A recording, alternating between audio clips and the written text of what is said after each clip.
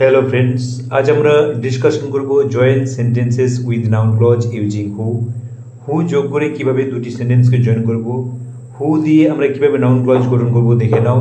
হু মানে তোমরা জানো কি বোঝায়, সামওয়ান বা পার্সন, অর্থাৎ কোনো ব্যক্তিকে বোঝায়।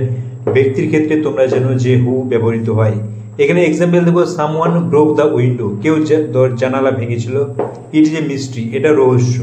এটা বলতে দেখো এটা রহস্য কোনটা, না সামওয়ান ব্রোক দ্য উইন্ডো, কে দরজা ভেঙেছিল। তাহলে এখানে সামওয়ান আছে, দেখো এখানে আমরা হু দিয়ে নাউন ক্লজ তৈরি করবো। ইট দেখো সেকেন্ড সেন্টেন্সে সাবজেক্ট হিসেবে আছে, তাহলে ক্লজটি কি হবে, সাবজেক্ট হিসেবে বসবে। তাহলে হু দিয়ে আরম্ভ করবো। হু, এবার ফার্স্ট সেন্টেন্স কি আছে, ব্রোক দ্য উইন্ডো, যেহেতু সামওয়ানের পরিবর্তে হু বসাচ্ছি, সামওয়ান উঠে যাবে, হু ব্রোক দ্য উইন্ডো। এবার ইটু উঠে যাবে, কারণ ইট ফার্স্ট সেন্টেন্সটিকে নির্দেশ করেছিল।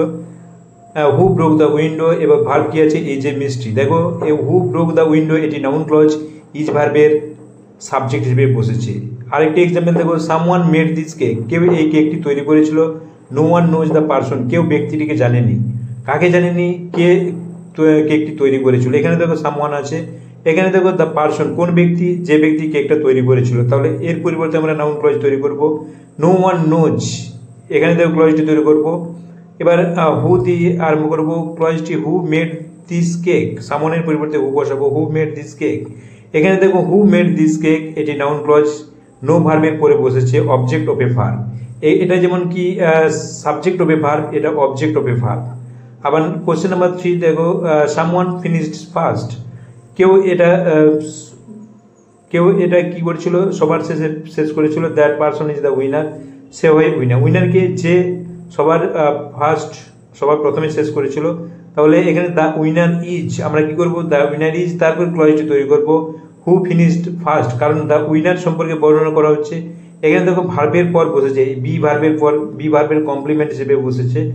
হু ফিনিশড ফার্স্ট, এটি নাউন ক্লজ, বি ভার্বের কমপ্লিমেন্ট হিসেবে বসেছে। সামওয়ান কমিটেড দ্য মার্ডার, কেউ মার্ডারটি করেছিল। We have little evidence of it, আমাদের প্রমাণ আছে এটা সম্পর্কে।